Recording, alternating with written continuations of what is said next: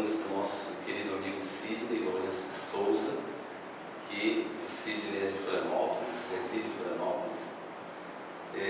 Eu acredito que a maioria dos senhores o conhecem, porque não me lembro de o Sidney ter ficado de fora de nenhuma das edições da jornada, assim como outros também. Agora só tem 18 anos. Embora seja tão jovem assim como vocês estão vendo. O Sidney dispensa qualquer tipo de apresentação. Nós o conhecemos já há muito tempo, desde que começamos a participar do Movimento Espírita de Santa Catarina, quando éramos ainda adolescentes, né? Assim.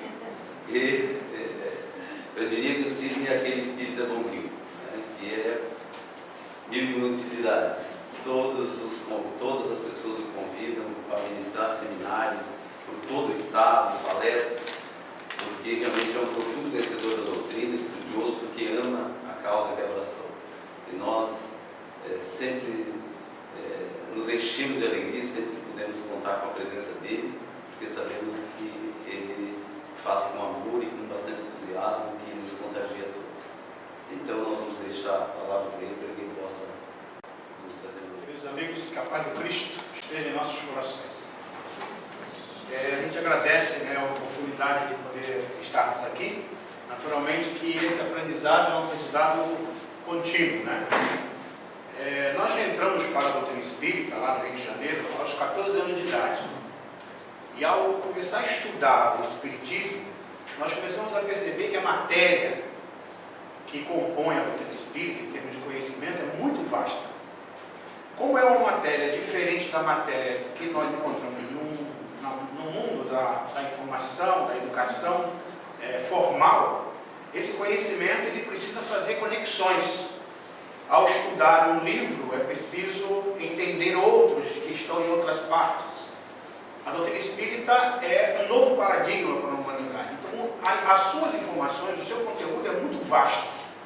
E as jornadas espíritas, como as semanas espíritas, que lá no Rio sempre foram realizadas semanas espíritas, e essa característica de jornada não é só aqui, mas também em várias outras partes do Brasil, congressos, seminários, eles servem para resumir de uma forma muito sucinta esses conteúdos. E aqueles que participam dessa jornada, desse seminário, desses encontros, eles são capazes de apreender em poucos minutos, minutos estabelecidos, um conhecimento de vários ângulos daquele mesmo tema. Mas só isso não basta. Precisa fazer depois, o conhecimento, o aprofundamento desse conhecimento. Mas a doutrina espírita nos dá essa capacidade de a gente poder entender de uma forma diferente o mundo como se apresenta. Ouvindo o rádio essa semana, principalmente naquela sintonia, naquele canal onde tem as igrejas falando, nos surpreendeu a fala de dois pastores que conversavam a respeito do Espírito. Eles começaram a falar um para o outro no diálogo, que o Espírito existe, o Espírito existe.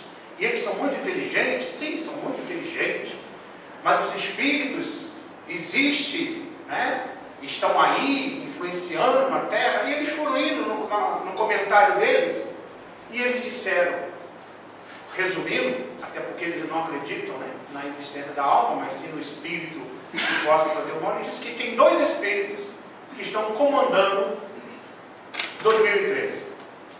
Um Espírito voltado para as tragédias, e aí se refere às tragédias que aconteceram. E um outro Espírito voltado para as doenças, que vão acontecer muitas doenças. Ouvindo eles falarem sobre isso, me veio assim a tranquilidade de ser espírita. Porque o Espiritismo dá uma visão tão clara a respeito dessas questões, que não vai estar na mão de um único alma, de um espírito considerado mau, e eles não quiseram nem pronunciar o nome, disseram que não deveriam nem pronunciar o nome deles, para comandar ou fazer qualquer coisa na Terra. Porque se nós estaríamos então não acreditando em Deus, a gente não estaria acreditando em Jesus. Só para a gente ter uma ideia, quando a nossa Terra, antes mesmo da gente existir aqui, se nós pedirmos aqui para que alguém lembrasse o que aconteceu semana passada, eu acredito que muitos vão lembrar. Poucos talvez vão ter dificuldade, né? Eu digo para que aconteceu o ano passado, lá em fevereiro ou janeiro do ano passado, muitos vão ter muita dificuldade. Se eu pedir assim para que lembre o que aconteceu há 10 anos atrás, vai ficar mais difícil. Se eu pedir para que lembre, por exemplo, o que aconteceu há 30 anos atrás, para aqueles que já têm mais de 30, né? Vai ser mais difícil.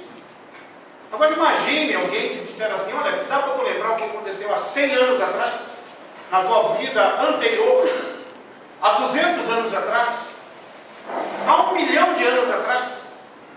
Não dá para lembrar. A gente nem lembra o que a gente ainda já era espírito, já estava na fase humana, ou ainda não. Mas se fosse dizer assim, há 1 bilhão de anos atrás, alguém conseguiria lembrar alguma coisa? O que era? Alguém, mas eu era lá o Cisco, alguma coisa parecida, né? Agora imagine você tentar lembrar o que você era há 4 bilhões e meio de anos atrás. Dá para lembrar? A gente nem acha que era espírito encarnado ou já estava na fase nominal. Não tem ideia. Só que há 4 bilhões e meio de anos atrás, Jesus já era o Cristo. Essa é a diferença.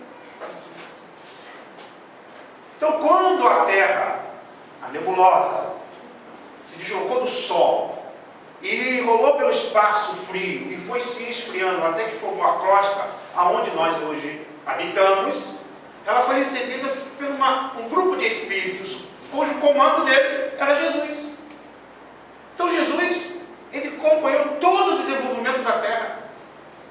As civilizações existentes é registrado pela história há cerca de 10 mil anos atrás. 10 mil anos atrás. Mas há 4 bilhões e meio de anos atrás, Jesus já era o Cristo. Então não dá para acreditar que tudo está à mercê de um acaso ou de forças inferiores que possam destruir o planeta. Então em tudo existe um porquê. E aí está a visão da doutrina espírita. Nós fomos convidados no dia 21, no dia que o mundo ia acabar, não sei se vocês lembram disso. A doutora Vilma Lages, ela faz aniversário justamente no dia 21. E ela fez um jantar para os amigos, alguns amigos lá em Lages, uns 100 e poucos amigos que ela tinha. Ela reuniu no hotel, fez uma jantar e me convidou. Cídio, eu gostaria que tu viesse fazer a palestra. Os tempos são chegados. Se o mundo não acabar, você vem, né? E você faz a palestra. Então tá bom. E aí nos deslocamos no dia 21 mais cedo para ir para Lages. De Florianópolis a Lages, mais ou menos 200 quilômetros. E no meio do caminho caiu um temporal. A esposa estava do lado. E a gente ficou olhando para o outro. O mundo vai acabar. Não vai dar tempo da gente chegar lá para fazer a palestra, né? Mas ainda bem que não acabou. Mas essa ideia de horror, de dificuldade, de medo, que vai acabar, diz Divaldo Pereira Franco que ele já ouviu 18 vezes que o mundo ia acabar, e ainda não acabou. Então, geralmente, essas ideias, esses pensamentos que existem, ou essas informações que existem, elas estão atreladas a particularidades de pensamento, aliados a outras ideias de menos valores em termos apocalípticos, que ao se unirem, dá essas informações. E fica todo mundo atordoado, todo mundo com medo. Então a visão lá dos maias, juntamente com a visão apocalíptica que está lá na Bíblia, principalmente no Apocalipse, deu essa ideia que o mundo ia acabar. Mas na realidade nada disso fecharia. Até nós tivemos a oportunidade de falar sobre isso. Então mostrando que o mundo não acabou. E não acabou e não vai acabar. Porque não é assim que a coisa forma. Divaldo, numa das suas palestras, narra, falando a respeito do mundo, ele começa a dizer a respeito das explosões que tem no Sol. O Sol gera algumas explosões que, vista pelos instrumentos dos cientistas, vai a um desgaste no Sol e essa influencia toda a estrutura física do planeta, dos planetas que estão em sua volta. E que o Sol um dia vai deixar de existir. E Divaldo narrava isso numa palestra dele, e dizia que o Sol vai um dia deixar de existir. E naturalmente os planetas ligados ao Sol deixarão de existir também. E mais ou menos isso vai levar 11 a 12 trilhões de anos para que aconteça. E ele fez essa palestra, ele terminou de falar. Quando ele terminou de falar, uma senhora veio no final falar com ele. Ele disse, mas ela perguntou para ele, mas será que realmente o Sol vai deixar de existir? Vai. E os mundos também vão. E isso vai acontecer? Vai, meu irmão, vai. Ele dizendo para ela, vai. Mas há cerca de alguns trilhões de anos. Aí ela parou, ai meu Deus, o que será de mim que ainda não casei? Então vejam, muitas das vezes, essas ilusões do nosso pensamento faz a gente ter essa dificuldade de entendimento. Qual é o trabalho, então, ou a proposta do conhecimento espírita? É acalmar, é tranquilizar, é levar um raciocínio lógico em que eu começo a entender e verifico que tem colocar uma ligação nas situações. Então hoje, muito bem pensado, a atualidade do pensamento espírita, o tema central da nossa jornada, e temos como o tema de hoje a progressão dos mundos. Aproveitando que o mundo não acabou, né? Então vamos falar um pouco sobre a progressão dos mundos. A doutrina espírita apresenta que os mundos, eles existem de uma forma progressiva. Eles existiam como mundos primitivos. Então, são características que estão no Evangelho, segundo o Espiritismo e na Gênesis. Allan Kardec vai falar. Um mundo que prevalece os instintos, a lei do mais forte, os mundos de expiação e provas, o mal predomina sobre o bem, um mundo de regeneradores, o bem já prevalece sobre o mal, os mundos ditosos e felizes, o mal não existe, e os mundos celestes e divinos, o bem reina soberano. Então esta é a classificação dos mundos que Allan Kardec coloca, registra aqui os espíritos informados. Então são características, essas fases são características do mundo. Então, a progressão dos mundos, uma visão espiritual, para que a gente possa entender a escala dos mundos, baseada na própria fala de Jesus, que está em João, registrado em João, no Evangelho de João, capítulo 14, há muitas moradas na casa do meu Pai. Ou seja, a terra não é o único lugar habitado. A terra é um dos mundos habitados. Então, em todos os lugares existe habitação. Diferente, naturalmente, em cada estrutura. A casa do Pai é o universo. As diferentes moradas são os mundos que circulam no espaço infinito e oferecem aos espíritos encarnados moradas apropriadas ao seu adiantamento. Então, daí nós começamos a tirar uma informação. Isso está no Evangelho segundo o Espiritismo, capítulo 2, capítulo 3. Então, as moradas apropriadas ao seu adiantamento. Então, os mundos, eles têm o seu grau de evolução, com a sua estrutura evolutiva, de acordo com os habitantes, de acordo com os espíritos que habitam o planeta. Então, podemos verificar uma evolução de um mundo, se ele está no estágio ou outro, pelos habitantes. Então, vamos dar uma ideia aqui na Terra, só para a gente ter um pensamento mais justo. Diz os espíritos, nós somos cerca de 7 bilhões. A Veja publicou agora há pouco tempo, o bebê 7 bilhão. Morre, desencarna um monte, reencarna outro monte, mas estamos aí em torno de 7 bilhões de seres no planeta. Os espíritos informam que a população invisível que envolve o planeta, que está junto conosco, caminhando por aí, é 4 ou 5 vezes a população encarnada. Então, mais ou menos 30 bilhões de almas estão ligadas à crosta terrestre. Uns até prestam atenção no que nós fazemos, outros nem estão aí, né? Agora mesmo atravessando ali o ferro-boto, e a gente, naturalmente, a gente bota nossos carros ali, e muitos espíritos aproveitam para atravessar também, né? Porque tem medo d'água, ou se não sabe vomitar, né? Aproveitam para vir. Então, muitas das vezes vem no nosso carro, vem junto conosco, aqueles que estão nos acompanhando. Então, naturalmente, aqueles que nos acompanharam até aqui, alguns estão ali fora. Deve ter que pedir licença para alguns para entrar, né? Mas estão ali fora. Eles falam, não, centro espírita eu não entro não. Estão tudo aguardando lá fora. Outros entram para assistir a palestra junto. Essa casa, por exemplo, essas paredes, as dimensões delas, deixam de existir. Porque os espíritos concorrem nesse mesmo ambiente para assistirem, para aprenderem algo, para intuírem. Eles vêm também. E outros entram conosco.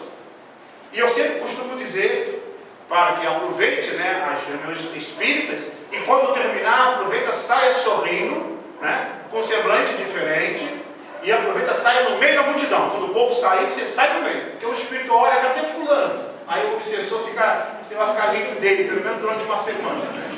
Então, pelo menos, cadê ele? Aí não acho, porque é pela vibração, né?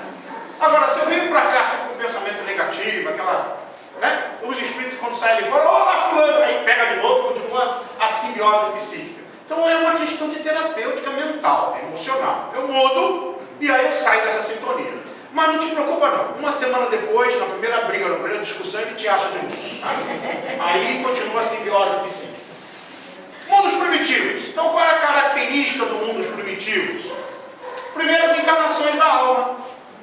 Nós já passamos dessa fase, né? Foi um período em que houveram as primeiras reencarnações dos espíritos.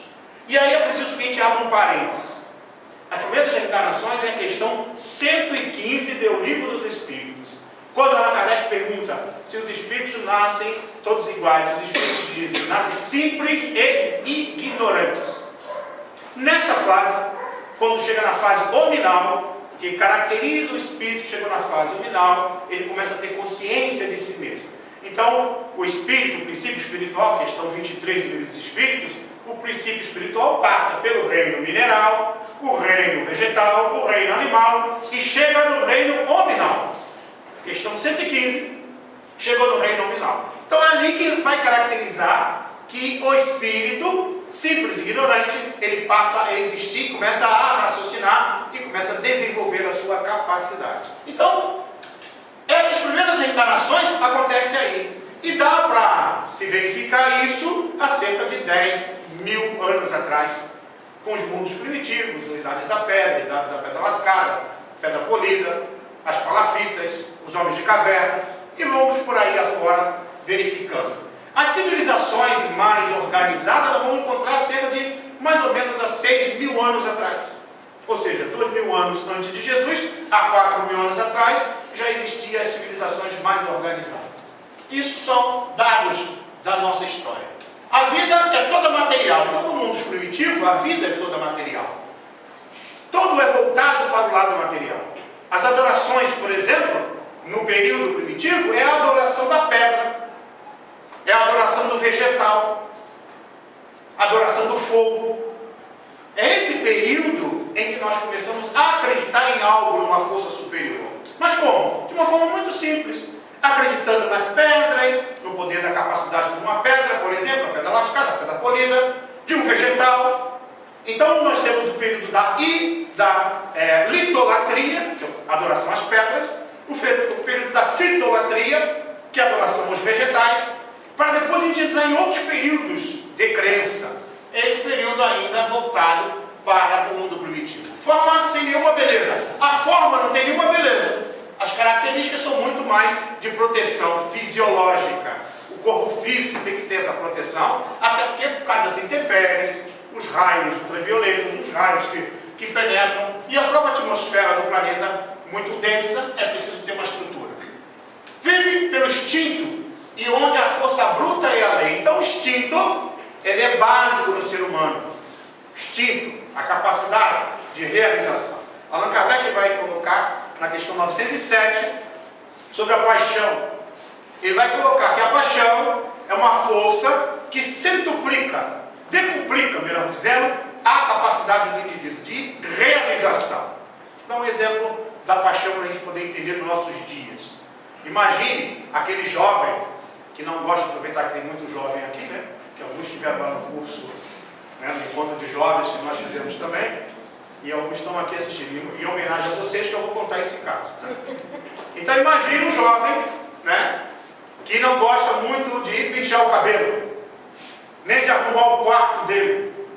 Está lá com seus 16, 17 anos, não penteia o cabelo, não quer muito tomar banho, toma banho sim, outro 2 dias não, né? Não penteia o cabelo, não arruma, não quer estudar, não quer nada. E a mãe tenta fazer que ele estude, nada. estudar, ele não estuda. Não há meio de fazer que ele se ajuste. E de repente, ele começa a tomar banho, corta o cabelo, começa a arrumar o quarto, começa a estudar. E aí a mãe fica feliz. Ai, consegui, dei 16 anos de educação, ali consegui transformar naquela aula. Mas o pai, que já sabe a história, e diz assim, olha, não quero te dizer nada não, mas não foi isso não. Não foi isso não. Mas o que foi então? É que ele está apaixonado. Ele se apaixonou pela menina da escola que é limpinha, que é estudiosa. Então veja, 16 anos de educação não consegue fazer que o momento de paixão consegue realizar. Então a paixão é assim. Então a paixão, ela decuplica a capacidade do indivíduo. Ele realiza coisa com a paixão. Tem outros que matam. Tem outros que fazem coisas, né? Em nome da paixão. Então essa força, ela existe no espírito, na alma. É divina isso. Diz Allan Kardec, os espíritos dizem Allan Kardec, é como se fosse um cavalo, um corcel, que deve ser dirigido para poder chegar a um destino. Se deixar, é como um carro sem freio, né? Vai atropelando tudo. Por isso que muitas vezes, muitos indivíduos, principalmente nessa faixa, buscam as drogas, buscam o álcool, buscam a afirmação comportamental, porque não consegue dominar essa energia, e aí ele acaba realizando essas descompensações comportamentais. Por isso que a educação precisa estar aliada e entender esse fenômeno que acontece com o ser humano. Então vive pelo instinto, onde a força bruta. E esse período que nós hoje estamos vivenciando é um período primitivo, que está em nós, mas a gente não consegue superá-lo ainda. Mundo de expiação e provas. Esse mundo, essa característica dele, é a predominância da matéria sobre o espírito. Então o espírito, ele é dominado pela matéria, é o que acontece hoje. Então nós somos influenciados pela matéria. Tanto é que quando alguém fala assim, ai, eu estou, né, o meu espírito, a gente geralmente fala assim, meu espírito, né? Ou então a gente não fala o meu corpo, a gente fala o meu espírito. Na realidade, nós somos espíritos que temos o corpo. Nós não somos um corpo que temos espírito. É tão materializado a ideia que eu não consigo me ver como espírito imortal. Isso faz parte, inclusive, de toda a estrutura do conhecimento humano. O conhecimento humano está estruturado em ideias, em conceitos, em ideologias materialistas. Tudo que você imaginar, a família, o modelo de gestão das casas espíritas, o modelo presidencialista, o modelo organizador da sociedade, tudo está, as leis, as próprias ciências, a ciência médica, a ciência da área das leis do direito, qualquer ciência. Todas elas estão estruturadas em ideologias materialistas. Daí, então, que elas ainda estão com dificuldade de entender ou chegar ao resultado fim, positivo para o ser humano. E quando a doutrina espírita surge, ela surge com um novo paradigma, mostrando o quê? Esta realidade espiritual.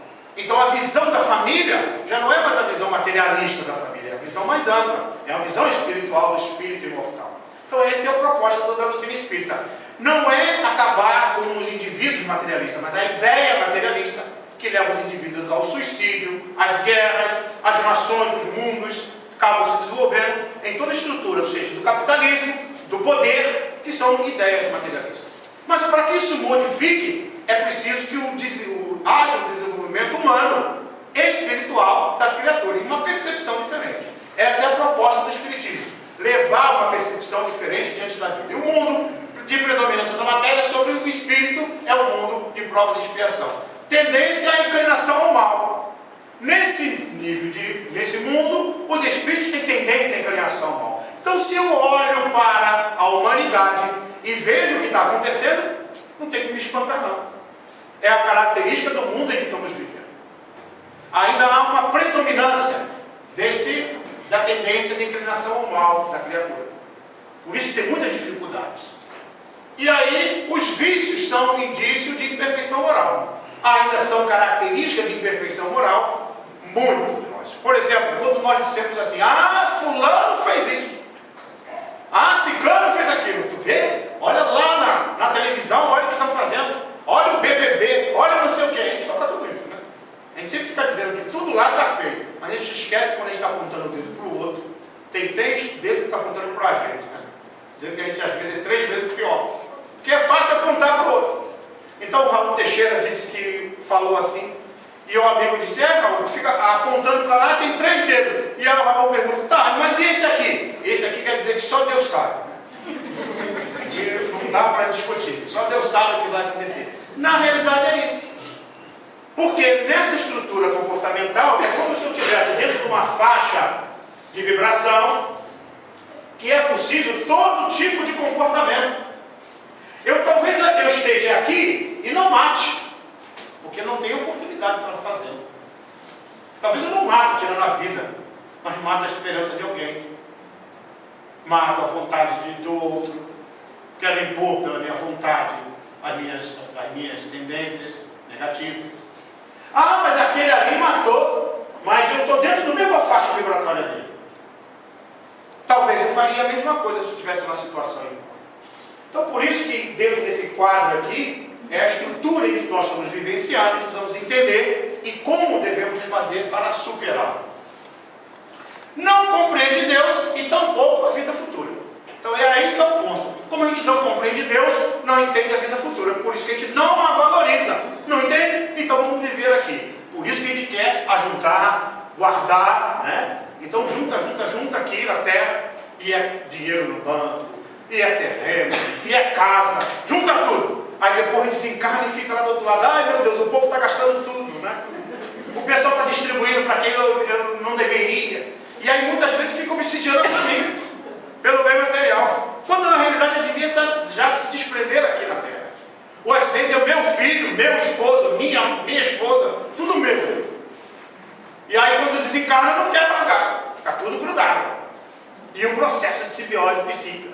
Havia uma história de uma senhora muito interessante, que ela vinha para a reunião espírita, e quando chegava no centro, eu não sei se avisaram para vocês que hoje aparece até meia-noite, tá? Então, não, fiquem tranquilos, né? A gente não vai passar de meia-noite. Então, ela vinha para a palestra, e quando ela chegava, botava a garrafinha dela, sentava, e daqui a pouco ela... O palestrante ou o dirigente, quando fazia a palestra, ou a fala de abertura, quando começava a prece, ela já estava roncando. Mas se desprendia mesmo, dormia. Muitas vezes aquele que dorme diz que estava desprendido ajudando o palestrante. Não estava dormindo mesmo. Corpo e espírito ali, os dois dormindo, um lado do outro. Né? E aí ela dormia de ressonar, cair para trás. E na hora do passe, o passista tinha que debruçar por cima dela para dar passe, e ela ficou dormindo. Aí o palestrante fazia a palestra, quando terminava no final a palestra e o dirigente fazia a prece de encerramento, e assim seja, ela acordava, toda acelerada. Pegava a jarrinha dela, a garrafinha dela com água e ia embora. Toda a reunião acontecia isso. E o dirigente olhando aquele caso, aí resolveu consultar os espíritos, que nem tudo a gente pergunta os espíritos, mas o caso era tão inusitado, porque ela entrava, dormia e depois tinha dificuldade e só acordava no final da palestra. E assim ele perguntava. E aí veio um espírito que tinha desencarnado, já fez um tempo, era o esposo dela. E ele veio dizendo que ela não pode ouvir. Se ela aprender as coisas que vocês estão dizendo, dizia ele na reunião mediúnica, ela vai evoluir. E se ela evoluir, não vai me encontrar aqui do outro lado. Então eu faço ela dormir mesmo. Então ele fazia ela dormir, para ela não aprender. Então, muitas das vezes, aquele fato de ele ter ligado e vinculado um ao outro, desencarna e não desliga tão fácil assim, né? Aprisiona o outro psiquicamente. Essa é a característica do mundo de provas de criação. Mundos regeneradores. O homem ainda está sujeito às leis que regem a matéria. Então vejam, a característica do mundo de regeneração é que ele vai estar sujeito ainda às leis que regem a matéria. Ainda tem provas a suportar, ou seja, não vai estar livre. Vai estar tudo bem, todo mundo rindo, brincando, amando, não é nada disso. Vai ter dificuldades aí. Estão livres das paixões desordenadas. Vejam, as paixões existem, mas já vão estar desordenadas. Já vão ter equilíbrio, já vão saber direcionar essa energia para o bem. Creem verdadeiramente em Deus e na vida futura. Então já começa a crer em Deus, começa a perceber a vida futura e começa a trabalhar para que isso aconteça. Bem-aventurado bem-aventurados os mansos, porque herdarão a terra. Então essa é a característica do mundo de regeneração. Agora, os mundos felizes. As características do mundo feliz. O corpo nada tem da materialidade terrestre. Então, o corpo físico, nos mundos felizes, nada tem dessa materialidade terrestre. Ele não tem essas doenças, ele não tem essas dificuldades. A infância não precisa ser demorada, como é na nossa terra, como é no nosso mundo. Então, tudo já é um pouco mais diferente em relação à visão da terra. A forma é humana, mas embelezada, aperfeiçoada e, sobretudo, purificada. Então a beleza é externada pela própria alma, pelo próprio espírito, que ao contato com a matéria, dá beleza a essa matéria.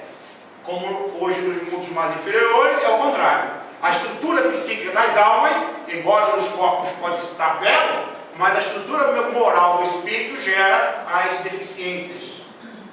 Nos mundos felizes, não está sujeito às necessidades físicas, nem às doenças. Então as doenças já não vão ocorrer como acontece aqui. A doença, muitas das vezes, é o resultado dos nossos pensamentos, das nossas atitudes, de uma estrutura psíquica. Diz André Luiz, se nós fôssemos observar os miasmas psíquicos que tem nas vias públicas, resultado dos pensamentos nossos, dos vibriões psíquicos, nós ficaríamos com medo em ver. Por isso que a gente não vê.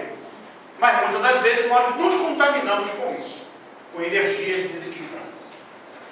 Os espíritos só têm que progredir no bem, nos mundos felizes. Então a importância, a preocupação deles é progredir no bem. A livre transmissão do pensamento. Então se eu desejo falar com alguém, simplesmente eu penso e falo. Independente da língua que ele conheça. Ele vai entender perfeitamente. Porque a característica dos espíritos nessa faixa, ele já se autodomina as suas capacidades, os seus atributos, e ele é capaz então de conversar pelo pensamento.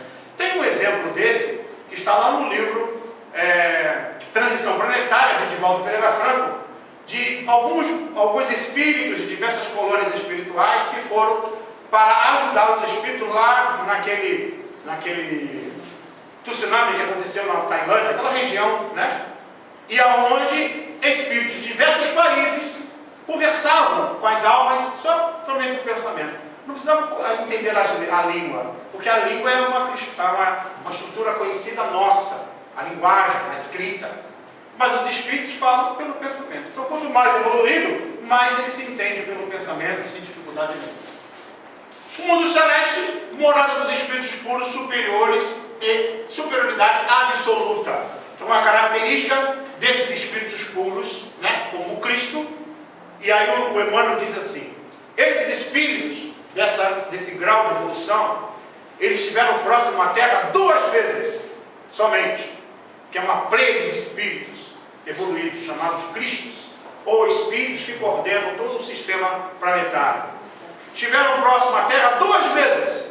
A primeira, na formação do planeta, há 4 bilhões e meio de anos atrás. E a segunda, quando Jesus esteve reencarnado entre nós. E vejam, para que o Cristo pudesse, o Espírito, Jesus, né, pudesse reencarnar em corpos físicos como o nosso, ele se programou durante 2000 anos para ver o processo reencarnatório, para poder se unir à estrutura física e vivenciar a vida material.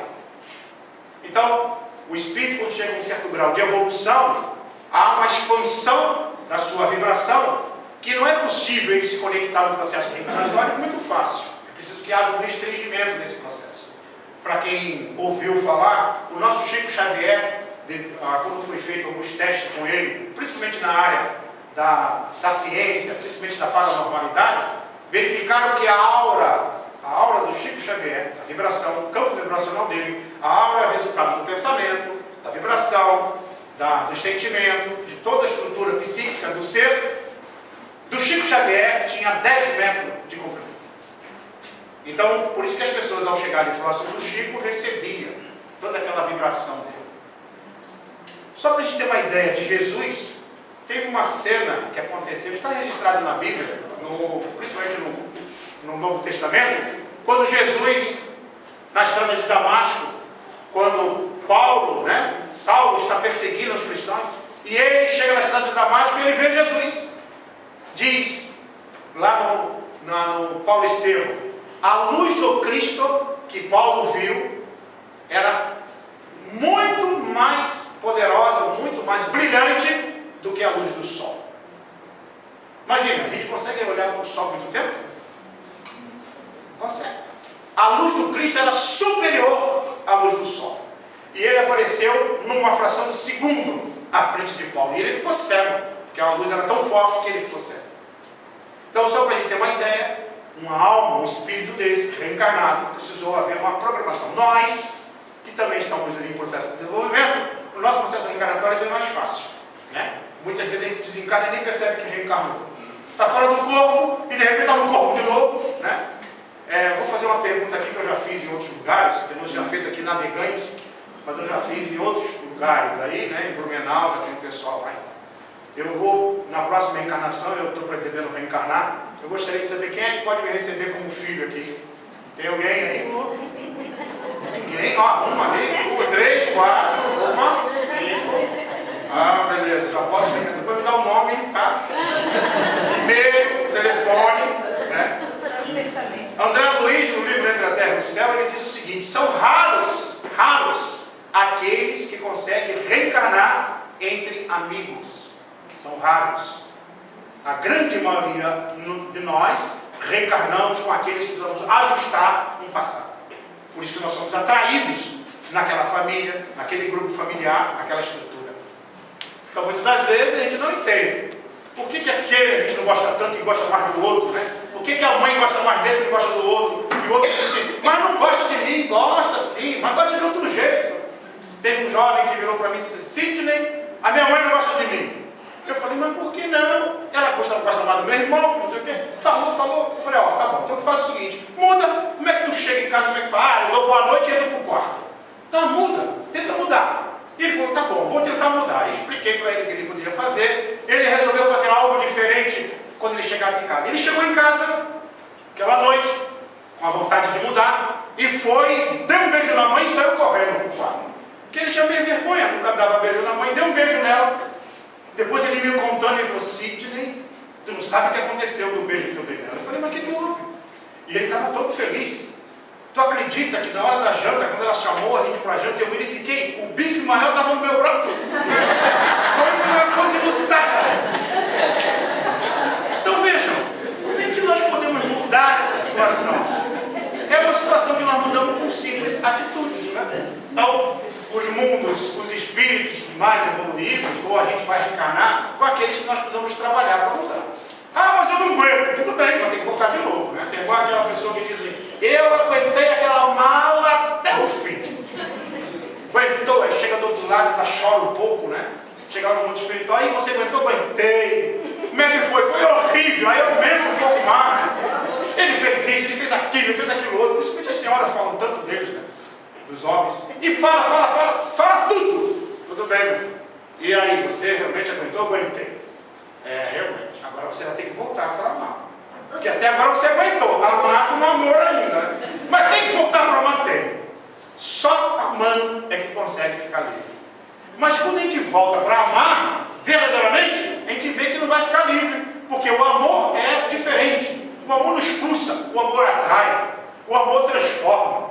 Então, quanto mais se ama, mais a gente se transforma. Por isso que a Terra vai ter essas nuances, essas diferenças, reencarnações aqui, reencarnação ali. Eu reencarno aqui em Navegantes, depois reencarno lá no Rio de Janeiro, depois venho para cá, reencarno em Florianópolis. Vou reencarnando. É a lei da alternância. Eu reencarno branquinho, depois reencarno moreninho, né? Reencarno mulher, homem. Tem homem que diz assim, não, eu reencarnar com mulher, nem pensar. Tem um companheiro da nossa casa lá que diz, não, eu não vou vir não. Vai vir. Porque não existe essa possibilidade. O espírito não tem sexo. Quem tem sexo é o corpo físico. Então essa é a visão da doutrina espírita. Quando eu amplio o conhecimento, eu vou verificar que tudo está fazendo parte de um projeto grande de transformação.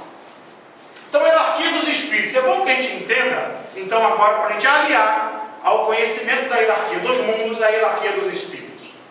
Na questão 96, Allan Kardec pergunta: são iguais os espíritos ou há entre eles qualquer hierarquia?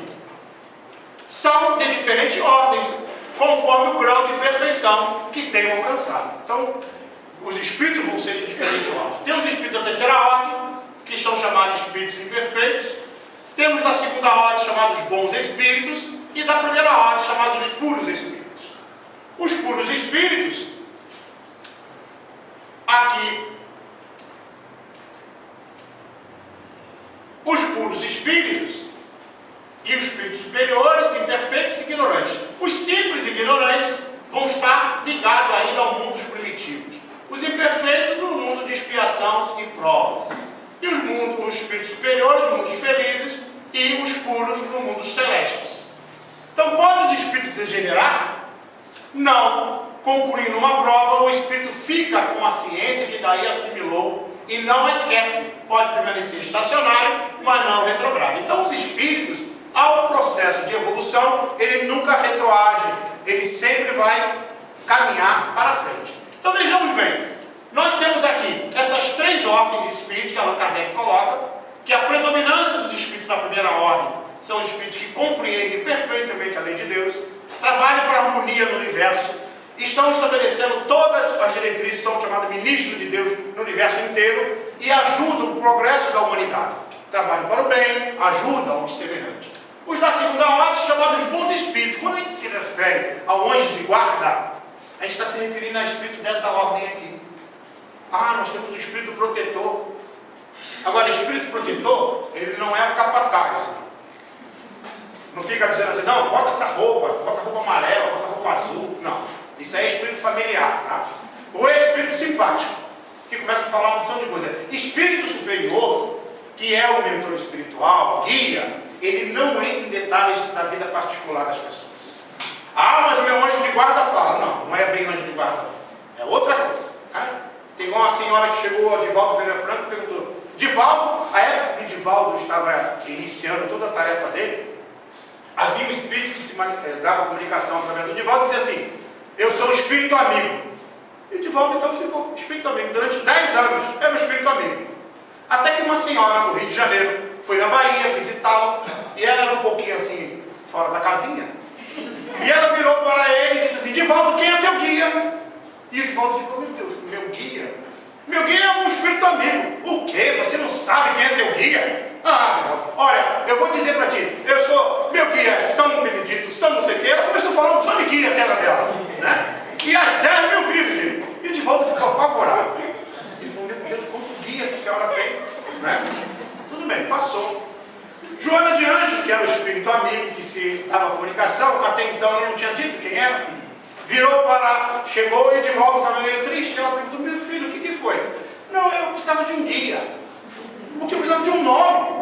Veja bem, a fulana de tal, aí me falou, né? Ela, Joana riu um pouquinho, e aí ela falou, a Joana disse para ele: não, então o teu guia, Jesus. Não, Jesus eu não quero, Jesus é guia público, eu quero um guia meu, para mim dizer o meu guia. E aí de volta disse, e a Joana falou: meu filho, não é preferível você ter um espírito amigo que não é guia do que ter um guia que não é espírito amigo? É bem melhor, mas um homenzinho, né? Bom, depois de 10 anos, 12 anos praticamente, de tudo que ela tinha psicografado, através dele, ela virou para ele e falou assim: agora tu pega, rasga tudo e taca fogo. Ele falou: mas taca fogo, meu irmão. Taca fogo, tudo. Mas por quê? Porque até agora foi só treinamento, 12 anos treinando psicografia. Agora é treinamento, então agora você vai começar a fotografar, e se o senhor quiser publicar, o senhor publica. E ele estava rasgando lá com muita... a vontade não era rasgar, né? Mas ela mandou rasgar tudo. E aí nós vemos a diferença. Qual é a diferença que existe? Tem médios que recebem uma comunicação ontem e já quer botar num quadro, né? Para dizer para tudo: olha, eu quero publicar, publica isso aí, porque é coisa boa. Nem analisa, não chega à conclusão de nada. Então a doutrina espírita é uma doutrina que, além de tudo, é educativa. Quando eu aprendo, eu vou verificando. Então, muitas das vezes, esses espíritos aqui são espíritos que não se intrometem na nossa vida no dia a dia. Eles não ficam se miscuindo. Se você tem que comer assim, que fulano tem que agir desse jeito, que fulano tem que agir de outro jeito. Quando isso acontece, independente do local onde vá, e os espíritos começam a falar, são espíritos desta ordem aqui. Ó. É espírito familiar ou espírito simpático. Espírito simpático pode ser para o bem ou para o mal. Esse se miscui. Esse fica falando detalhes. Esses ainda não sabem decidir. Só para a gente entender um pouquinho mais sobre o espírito protetor, porque isso é importante para a gente entender como é que funciona todo o processo de crescimento na Terra.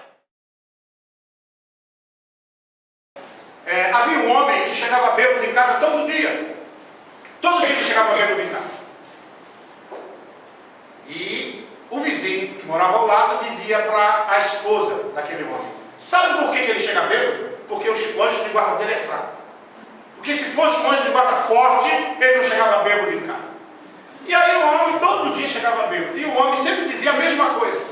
E o tempo foi passando, aquela cena se repetia, até que um dia o vizinho virou para a senhora e disse: olha, vou dizer uma coisa para a senhora. Se eu deixasse de viver aqui agora, a primeira coisa que eu ia fazer lá do outro lado era falar com esse anjo de guarda, que não cuida desse homem. Passava um tempo, e aí o que aconteceu? O homem realmente foi dessa para outra. Chegando no plano espiritual, a primeira coisa que ele procurou, porque o atordoamento dele era muito grande, foi o anjo de guarda. E o anjo de guarda veio. Geralmente esses espíritos aqui são espíritos muito tranquilos. Não falam muito, falam um pouco, não ficam 1h30 falando para convencer, né? Falam rapidinho, já a ideia já passa e tal. São espíritos mais concisos e mais precisos. E aquele homem recém-chegado da Terra falou, e contou, e disse que aquele homem chegava bêbado em casa e tal. E o espírito superior, o anjo de guarda, verificou que ele tinha recém-chegado da Terra, meio perturbadinho, mas ficou ouvindo. Ouviu. E ele disse: olha, sabe o que acontece? Aquele nosso irmão, ele tem uma problemática emocional, já de outras existências que ele não conseguiu superar. E quando ele reencarna, realmente ele desenvolve no próprio corpo físico dele a tendência ao alcoolismo. E ele não consegue trabalhar esses valores, ainda assim cai nas galhas do alcoolismo. Mas eu estou lidando, estou ajudando, já faz há muito tempo, estou auxiliando ele. Mas ele está melhorando. Não é possível. Aquele homem que chega bêbado em casa, aquela senhora sofre muito. E aí passou. E reclamou. E o anjo de guarda ficou ouvindo ele falar. Então falou assim: ó, vou fazer o seguinte, diz o anjo de guarda para o homem. Você vai cuidar dele durante uma semana. E depois de uma semana a gente volta a conversar. Ok? Ok. Tudo bem. Ele cheio de si, recém-chegado da Terra, né? Não era aqui de Navegantes, não. Lá do Rio de Janeiro. E aí todo convencido, achando que ia dar conta. E resolveu cuidar do homem durante uma semana. Naquela semana o homem foi atropelado 3 vezes, dormiu fora de casa 2 e ficou preso na cerca 1. E aí, quando terminou a semana, o anjo de guarda chegou: e aí, como é que foi? Era um homem difícil. E deu todas as desculpas que qualquer indivíduo recém-chegado da Terra dá. Falou das dificuldades, que influenciava, mas ele não obedecia. Botou mais culpa no homem do que nele. E falou. Depois que ele falou, e o anjo de guarda dele disse: o anjo de guarda falou: ele chega bêbado em casa assim, mas nunca foi atropelado. Nunca dormiu fora de casa, e muito menos preso em cerca. Então veja, o anjo de guarda, ele não é o capataz, ele não vai fazer aquilo que devemos fazer. Ele vai fazer aquilo que precisamos, mas a atitude, o comportamento é nosso. Ele intui, mas não vamos fazer. Os espíritos da terceira ordem, esse aqui é bom. Esse aqui se mete em tudo. Qualquer coisa. Aquilo que ele não sabe, ele quer dizer que sabe. Fala um monte, né? Fica fazendo uma palestra mais de 1 hora, não cala a boca de jeito nenhum. Então, são espíritos com muita dificuldade. Eu queria perguntar: esses espíritos aqui da primeira ordem são aqueles que são ministros de Deus? Esses são espíritos de grande evolução, que compreendem perfeitamente, ainda buscando a grande evolução. Esses aqui não compreendem Deus, se atrapalham todo, né? Acorda às vezes de manhã com os 2 pés esquerdos, tem muita dificuldade de ficar em paz consigo mesmo. Se está chovendo, ele reclama. Se está fazendo sol, ele reclama. Eu pergunto: da primeira ordem, tem alguém aí que possa levantar o braço? Encarnado? Não? Tá bom, vou melhorar. E da segunda ordem, tem alguém aí encarnado? Levanta o braço. Não precisa levantar a mão aqui não. Deixa assim. Para não ter problemas, né? Então, queridos, é preciso que a gente entenda que o mundo guarda uma relação com os espíritos que habitam. Se a Terra ainda está nesse processo de transição do mundo de provas e expiação para o mundo de regeneração, isso é cíclico, é porque nós, os habitantes, ainda entretemos comportamento de uma característica de mundos mais primitivos e de mundos de provas e expiação, espíritos imperfeitos. Então, quando nós mudarmos essa nossa maneira de ser, e aí nós vamos ter uma característica diferente. Então, só para a gente verificar os espíritos perfeitos, a predominância da matéria sobre o espírito, tem a intuição de Deus, mas não a compreendem. Isso é característica dos espíritos perfeitos. Restritos conhecimentos têm das coisas do mundo espiritual, então não conhece bem o mundo espiritual, por isso que faz algumas dificuldades. Os bons espíritos, compreensão de Deus, que são esses chamados anjos de guarda, não sofrem os tormentos das más paixões, não estão sujeitos a essas influências, são felizes pelo bem que fazem e pelo mal que impedem. Então ele nos influencia para o bem. Se nós não queremos, ele fica só esperando para que a dor doa um pouquinho mais, depois a gente se volta para eles. Então ele não nos obriga, ele não interfere no nosso livre-arbítrio. Já esses aqui interferem. E os espíritos puros, superioridade intelectual e moral absoluta. Eles são os mensageiros e os ministros de Deus no universo inteiro, para manter a harmonia no universo. Geralmente, eles reencarnam em missão, são espíritos ministros de Deus. Jesus, por exemplo, aqui esteve com a sublime missão de trazer ensinamentos que irão promover a transformação moral da humanidade. Por isso que a vinda dele, ela dividiu o tempo em dois, um antes e um depois dele. Porque essa característica é para todas as civilizações, não é só para aqueles que acreditam, né, nos cristãos. Né? E o que consiste a missão dos espíritos superiores? Tem sempre por objetivo o bem, o progresso da humanidade, dos povos e dos indivíduos. Assistir os enfermos e necessitados. Essa é a característica. Velar por aqueles que têm de construir protetores. Então, são ajudados. Né? Então, esse ciclo evolutivo, eles ocorrem mais ou menos assim, de mundo primitivo para o mundo de provas de expiação, regeneração, feliz e celeste. Então, são fases de transição. Então, o que acontece hoje com a Terra? Nós estamos numa dessa fase aqui, ó, de transição. Nós estamos na transição do mundo de expiação e prova para o mundo de regeneração. Essa transição, isso leva mais ou menos 1000 anos. Dá para reencarnar aí, por aí, mais ou menos dá para reencarnar umas 10 vezes. Tá? Então, essa transição vai demorar. Por isso que seja justo. Só para vocês terem uma ideia, não quero colocar medo em ninguém, né? Mas só para a gente ter uma ideia. Havia espíritos ligados à crosta terrestre um longo tempo, um longo período. Espíritos estavam nessa fase ainda de expiação e prova, primitivos, principalmente da época da barbárie, que ligada à crosta terrestre, muito próxima à Terra, que foram trazidos ao processo reencarnatório. Então, por isso que hoje a humanidade vai aumentar ainda mais a população, e essa dificuldade que vai existir entre nós, para que nós possamos um auxiliar o outro. É aquele irmão um pouquinho mais, né, ignorante ainda, que não sabe como lidar, e nós temos que auxiliar.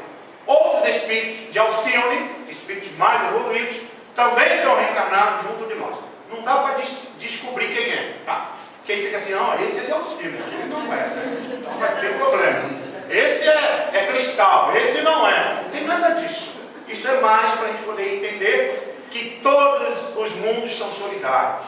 E nós somos espíritos que têm processo de evolução, temos que auxiliar. Então o que acontece? A Terra entra numa maioridade espiritual, a era da maioridade, a fase da regeneração e o período de transição. Nós estamos aqui, ó, no período de transição, que começou desde a época, Allan Kardec, já no ano de 1859, por aí, 60, já tinha comunicação dos espíritos dizendo que os tempos já estavam sendo transformados. De 1950 a 3000. Então, esse período que nós entramos, os espíritos atrasados estão reencarnando em massa, por isso que vai aumentar o número de dificuldades, né, que está acontecendo, e é o período que nós estamos nesse processo de transição. Então é isso que acontece, foi isso que foi detectado, por isso que foi dito essas coisas, e todo mundo fica com medo, porque o pessoal da terceira ordem é assim, fica com medo de tudo, né? apagou a luz. Certa feita eu estava dando palestra lá na casa de Jesus e apagou a luz. O povo fica com medo. É normal, né? Não me viram lá na frente, acharam que era um espírito desencarnado. Isso acontece, né? Agora, vejam, da terceira ordem, quando te conseguir avançar um pouquinho mais, não vai ter mais medo. Ah, mas o mundo vai acabar, que bom. Você acabou, estou livre, eu vou sair do corpo, sai do corpo, continua vivo, porque o espírito não morre. Ai, mas a bomba atômica vai destruir a gente. Não destrói não. Destrói somente aquilo que é material, né? Então é isso que a gente precisa começar a entender e passar para os nossos irmãos. Então a transformação então de mundo primitivo para o mundo de expiação e prova e o mundo de regeneração. É essa transição desse mundo feliz, essas guerras, toda essa visão, elas vão deixar de existir à medida que o homem avança. As regiões inferiores ainda tem muitos espíritos que têm uma correlação com o pessoal da Terra, por isso que nós temos as regiões chamado umbral. Uma companheira da nossa casa, ao assistir o filme Nosso Lar, e a gente comentando sobre o umbral, ela falou que não tinha medo do umbral. Ela tem quase 90 anos, ela disse que não tinha medo não. Mas por quê? Porque todo mundo, né, falava que o umbral espírita era pior do que o inferno católico. Né? Então, começaram a falar lá na casa do filme, e ela disse, não, e ela disse, eu não tenho medo do umbral. Mas por quê? Não, primeiro que a lama lá é medicinal, vai acabar com as rugas. E segundo, que eu vou encontrar só gente amiga lá, só gente conhecida. Então nós vamos nos reencontrar lá. Então não tem esse negócio de, vamos fazer reunião, vamos, lá no mural. Né? Igual o Chico, perguntaram, Chico, quando você desencarnar, você vai para onde? Para o céu, meu filho. Mas Chico, o que você vai fazer no céu? Eu vou trabalhar no céu, meu filho. Mas o que tu vai fazer lá? Vai só trabalhar? Vou trabalhar, vou servir um semelhante no céu, meu filho. É, Chico. Mas tu acha que você já tem condição de ir para o céu? Sim, eu tenho condição, e muita condição. Mas Chico, isso não é presunção não, Chico? Não, não é presunção não. Chico, o que é o céu? O céu é o centro espírita do umbral. É para lá que eu vou trabalhar. Então, na medida que a gente começar a entender que esse mundo que nós criamos com a nossa mente nos pertence, nós não estamos querendo ficar livre dele. Nós temos que ir para lá para ajudar os nossos irmãos. E aqueles que estão lá vão sair. E nós saímos de lá, estamos reencarnados, estamos na luz, coisa boa, né? Quando desencarna fica tudo escuro, mas agora aproveitar, né, que estamos na claridade. Concentra tudo, a finalidade, a zona purgatorial, como é destinado na visão católica, né? São resíduos mentais inferiores, é da nossa mente. São chamadas umbral inferior, produção nossa. Espíritos revoltados, perturbados, desesperados, que se comprometeram com o mal, ficam retidos nesses lugares e podem permanecer nessa região por minutos, horas, dias ou séculos, dependendo do grau de luz. Então isso faz parte da Terra. Tanto é que muita gente fala assim, quando eu desencarnar eu quero ir para o umbral. Para o umbral não, para o nosso lar. E esquece que o nosso lar é no umbral. Quer dizer, não quer para o umbral, mas quer para o nosso lar, né? Porque fica no umbral. E aí muita gente fala assim, eu vou para o nosso lar. Eu costumo dizer que não tem vaga mais, né? Está lotado lá. Principalmente tem vaga só para o pessoal do Rio de Janeiro, tá? Não tem mais vaga. Mas não precisa se importar com isso. A colônia espiritual Nosso Lar foi uma descrição feita pelo nosso querido André Luiz, através do Chico, para dizer que existe. Só que existe várias. Aqui em Navegante tem a sua também, pode ficar tranquilo. Não precisa querer ir para lá tão longe, né? Em cada estado, em cada cidade, em cada país, tem as suas regiões espirituais, onde recolhe as almas comprometidas com o bem, as que estão se comprometendo com o mal. Todas elas são veladas. Não do jeito que a gente acharia que recebeu uma ajuda sem ter mérito. Precisa ter mérito para receber ajuda. Porque o espírito, como não morre, o sofrimento, a dor, é como se fosse um aguilhão e faz ele crescer. Então, por isso que a dor na Terra, ela vai se apresentar de forma diferente. No nosso lar, na nossa vida pessoal, na vida social, vai acontecer. Faz parte desse processo. A forma como eu encaro essa situação é que vai depender do meu estado emocional. As regiões mais inferiorizadas, totalmente escuras, aonde nós vamos ter muito sofrimento. Abriga o espírito estacionado, arraigado ao mal, que ainda não consegue sair dessas regiões, né? Por tempo indeterminado. E aí, por isso que eles têm ideia, muitas vezes, falam que o inferno, ou, né, essas regiões são eternas, sofrimento eterno. Não tem sofrimento eterno. o indivíduo, desde o momento que deseja sair, ele começa a receber ajuda. E as esferas elevadas, que são regiões que congregam cidades, colônias espirituais para a beleza. Então vejam, o planeta que nós estamos tem essas duas estruturas. A Terra, que nós estamos vendo, temos as regiões elevadas, temos as regiões de trevas inferiorizadas e temos também as regiões inferiores, chamado umbral. Isso tudo faz parte do pacote da nossa Terra. Estado de estar num lugar e em outro só depende do nosso estado emocional, vibracional, crescimento espiritual. Só depende da gente. Não depende dos espíritos, não depende do anjo de guarda, só depende da gente. A vida é harmoniosa, muito acima de nossas noções de forma, conceito e valores, nesses mundos mais superiores. Viver nessas esferas requer trabalho. Mas aí o pessoal fala, mas vou para lá, vou ficar deitado, né? Dormir o dia inteiro. Não. Se for para lá, requer trabalho, abnegação, dever justo no desempenho de tarefas de sublime expressão que ainda não podemos compreender. Então, tem que trabalhar. E a justiça divina, então, Deus nunca obra caprichosamente. E tudo no universo se rege por leis em que a sua sabedoria e a sua bondade se revelam. Então, de uma certa forma, tudo está voltado dentro desse princípio maior da justiça divina. Nada está desconectado à estrutura da evolução humana. Então, tudo que acontece na Terra tem um porquê. Se nós não compreendemos, porque nós não avançamos ainda nesse nível de conhecimento. Mas a compreensão, a melhor forma de entender, vai fazer que a gente se posicione diferente, haja diferente. Não importa a idade, porque hoje nós podemos estar num corpo, talvez chegando na fase da nossa despedida da Terra, mas amanhã poderemos retornar.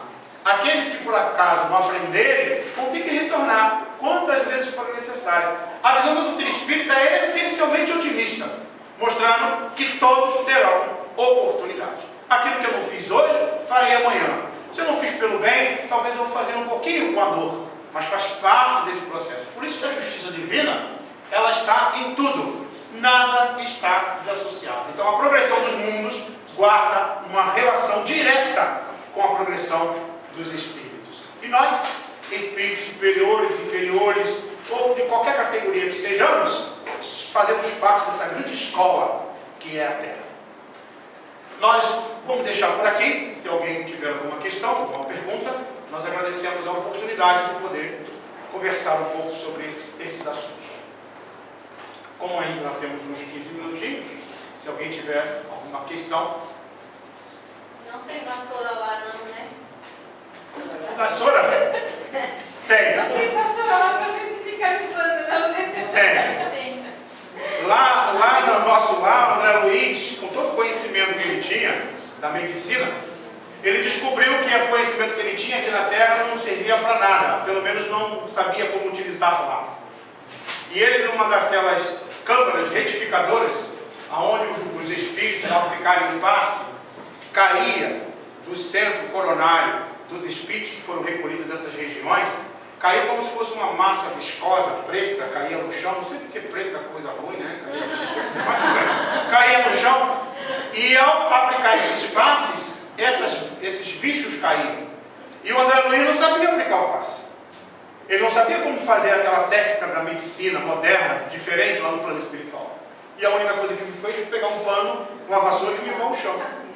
E aí ele começou a limpar o chão. Então, graças a ele ter limpado o chão, nessas regiões, nessa câmara retificadora, que nós hoje conhecemos o nosso lar. Foi assim que ele aprendeu. Humildade, servindo. Né? Não está livre da vassoura, então. Não estamos livres da vassoura. Até porque nós temos muita coisa para limpar que nós mesmos sujamos. Alguma questão? Alguma pergunta? Alguém ainda acha que o mundo ainda vai acabar? No final desse ano agora?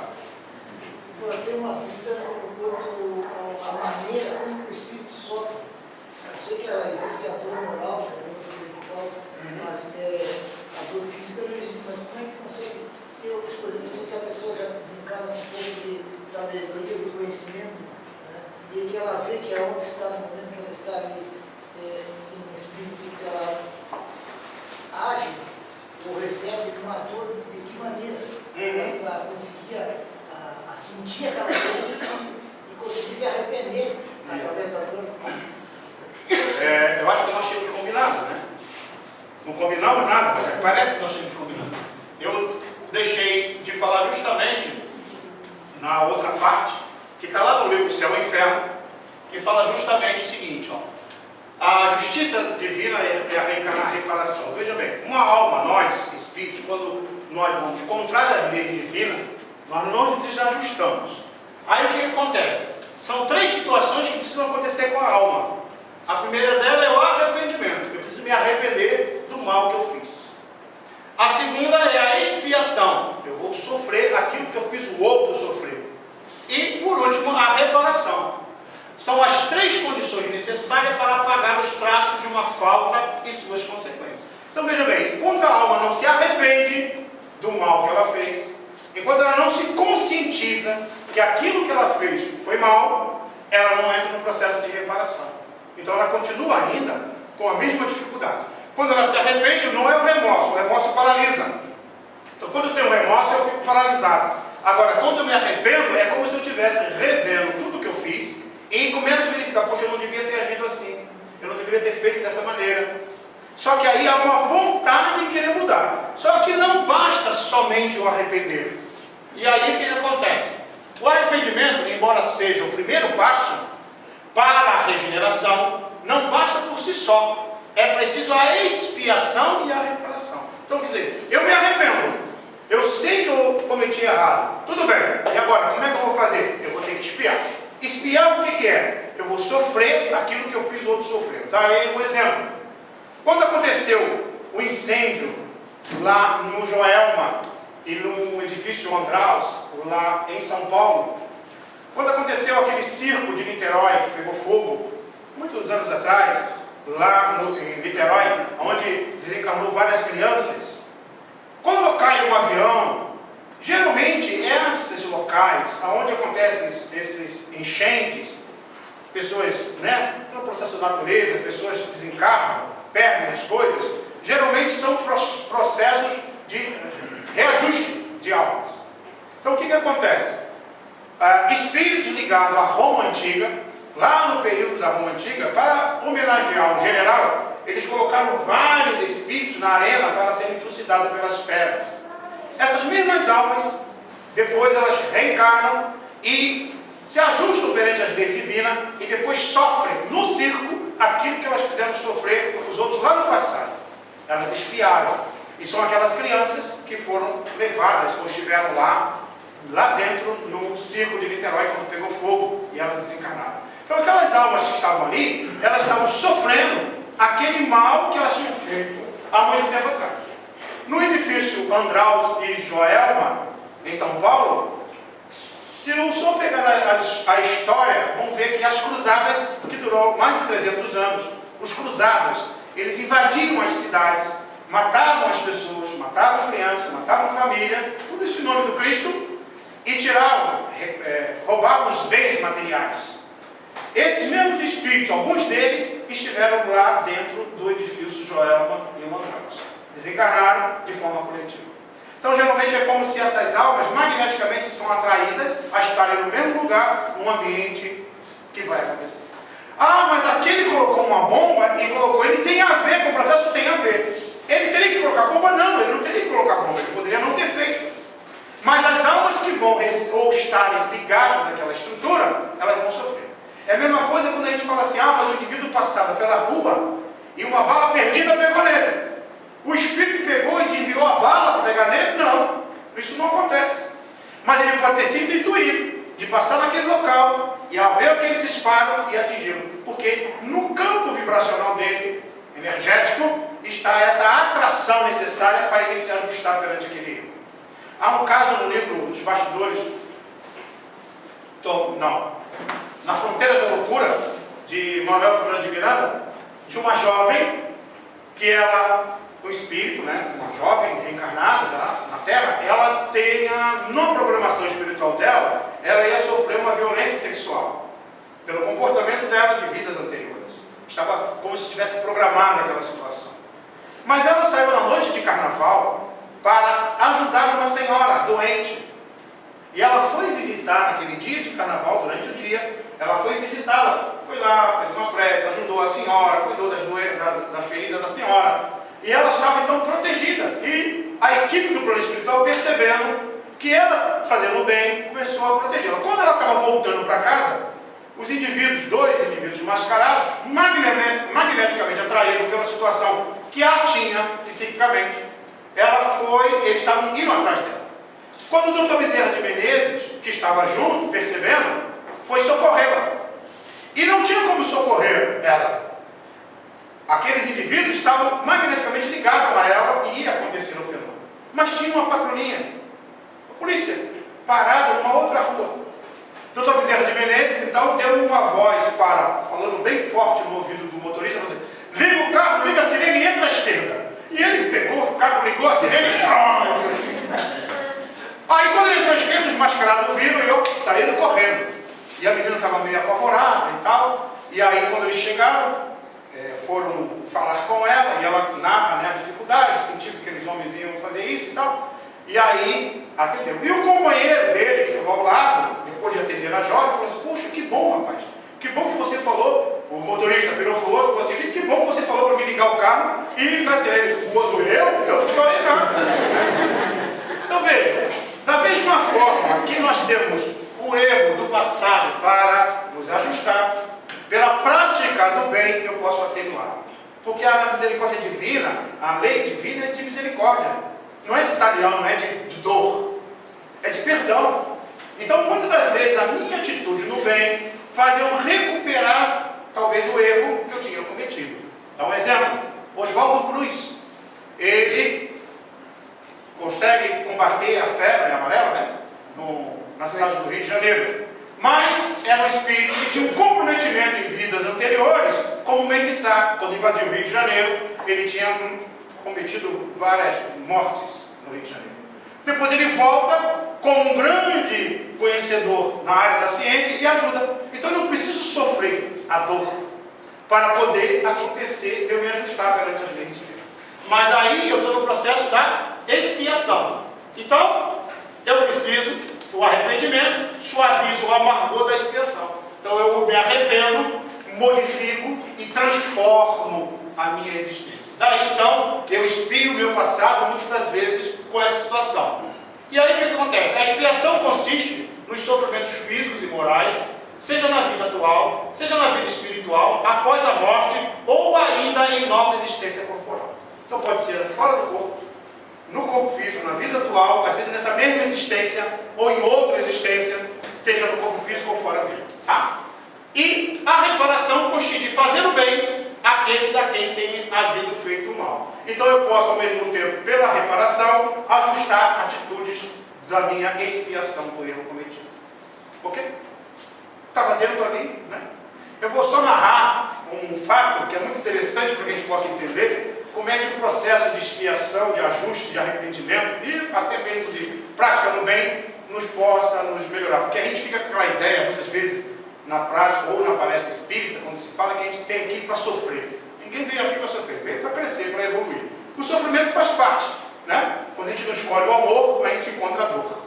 Mas o que acontece? Tem uma história que Divaldo narra, que ele estava atendendo lá na Mansão do Caminho, no atendimento fraterno, e ele atende ao lado, na mesa, atendendo as pessoas, entrega uma mensagem na conversa. E naquela conversa que ele estava fazendo, já passava já um pouco das 11 da noite, porque ele começa a atender desde as 4 da tarde, e as pessoas vão atendendo uma por uma. E faltavam mais umas 4 pessoas para atender, era 11 da noite e ele estava atendendo uma senhora. Quando chegou um senhor, muito apavorado, e trazendo a sua filha uma roupa com cabeça de força, e 2 enfermeiros muito fortes trazendo ela. E ela tentando morder, tentando fazer como se tivesse um animal ali enjaulado. E o pai entra correndo. Seu Divaldo, pelo amor de Deus, senhor ajuda a minha filha. E o Divaldo olhou, viu a cena da menina lá na entrada, viu o pai desesperado e disse para ele, olha, não tem problema, o senhor pode aguardar que eu vou atendê-lo. Eu vou atender essa senhora, vou atender eles aqui, já estão desde cedo aqui, e depois vou lhe atender. E ele disse, mas seu Divaldo, eu preciso, é um caso de urgente. Quanto tempo a sua filha está assim? Uns 9 meses. Bom, se ela está 9 meses assim, ela pode esperar mais um pouco. Ela está lá com os enfermeiros, não tem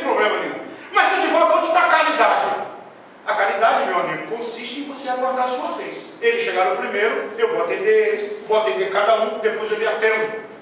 Mas seu Divaldo, olha, o senhor não tem problema nenhum, o senhor vai lá na secretaria, pega o dinheiro que o senhor pagou e pronto, mas eu não paguei nada, então não há motivo do senhor ficar assim. Então o senhor aguarda, né, que eu vou atendê-los, não vou lhe atender, e vou atender eles, depois vou lhe atender.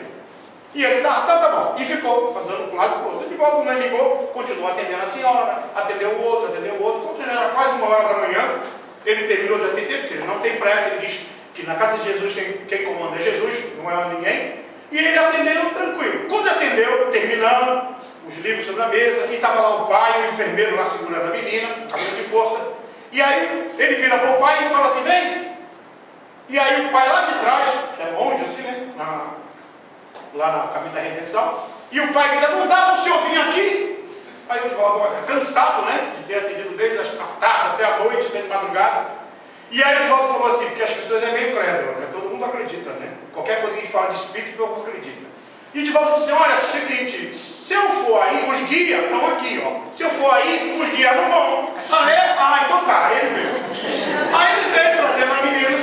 Quando chegou mais ou menos no meio do caminho, o Divaldo virou para ele e disse, tira a camisa de força dela. Solte, liberte ela. Porque Divaldo viu que era um espírito que estava ligado a ele, né? Ela estava próxima assim do Divaldo, tira a camisa de força. E o pai, mas Divaldo, ela vai quebrar tudo aqui, seu Divaldo. Não tem problema, está tudo pago aqui, deixa ela quebrar. Mas tira a camisa de força dela. E o amor é assim, né? O pai virou para os enfermeiros e disse, tira a camisa de força. E correu, ficou lá na porta. Né? O amor é assim. Na hora, sai correndo. E aí ele ficou lá na porta.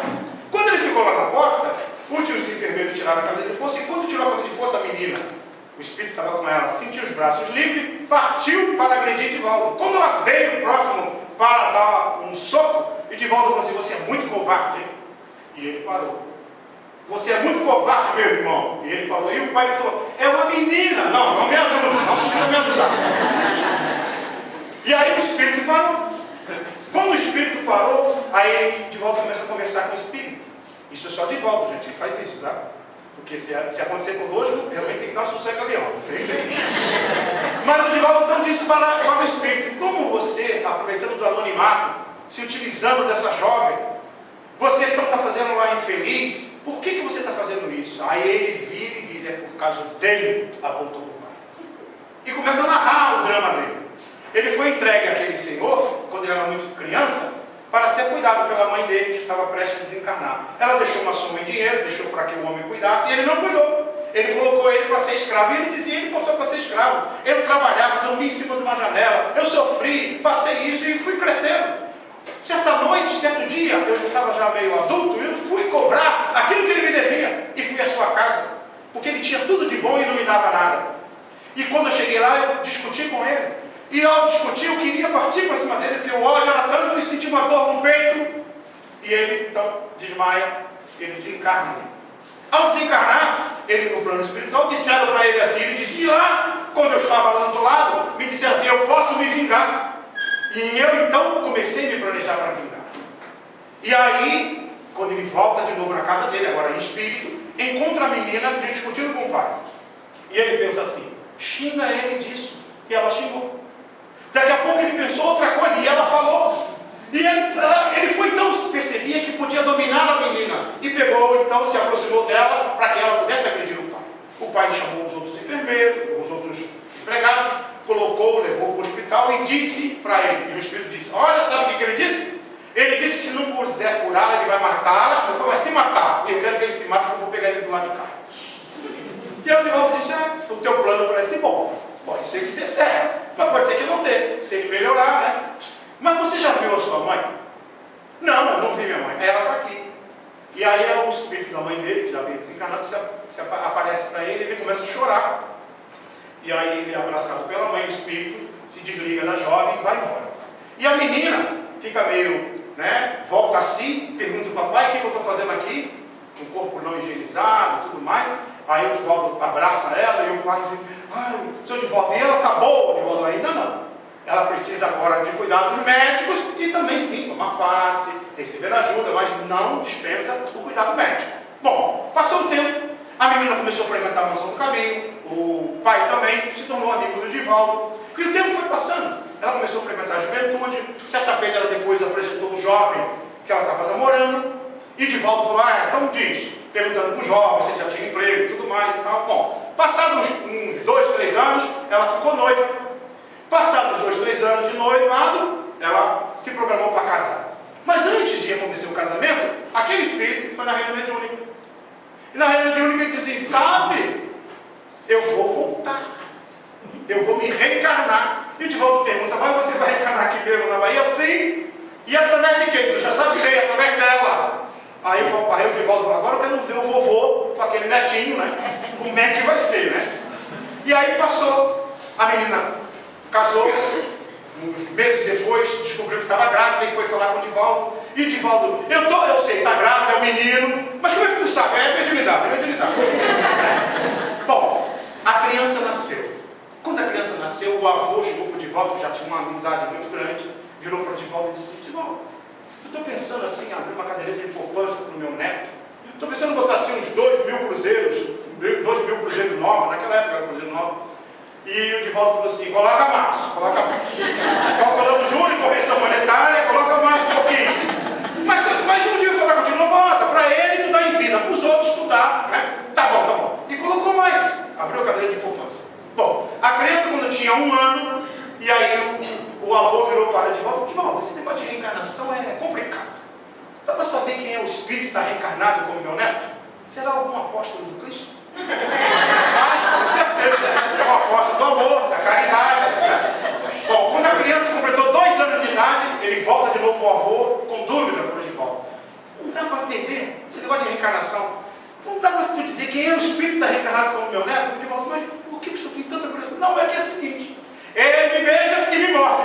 Ele me abraça e me chuta. E o Divaldo vai educando, vai amando, vai transformando. Veja, o que a doutrina espírita nos ensina com isso? Eu não tenho que reparar só através da dor. Eu posso reparar pelo amor, em fazer o bem. Então é isso que a doutrina espírita explica. Isso aí está no capítulo 7º do livro Céu e Inferno, no item 16, que vai falar sobre a reparação, a expiação, a reparação e o arrependimento. Mostrando que isso é o fenômeno que ocorre com todos nós que estamos na Terra. Nós estamos nesse processo de ajuste conosco mesmo, perante as leis divinas. Enquanto nós não entrarmos no ciclo de evolução e entender que nós temos que evoluir, vamos estar sempre voltando até ajustarmos perante nós mesmos, a nossa consciência e perante a consciência maior. Que Deus nos abençoe. E para finalizar, a compaixão, filha do amor, estende os braços que salvam, mas a justiça, filha da lei, não precisa da ação que retifica. Só por meio do bem se repara o mal. Que Deus nos abençoe.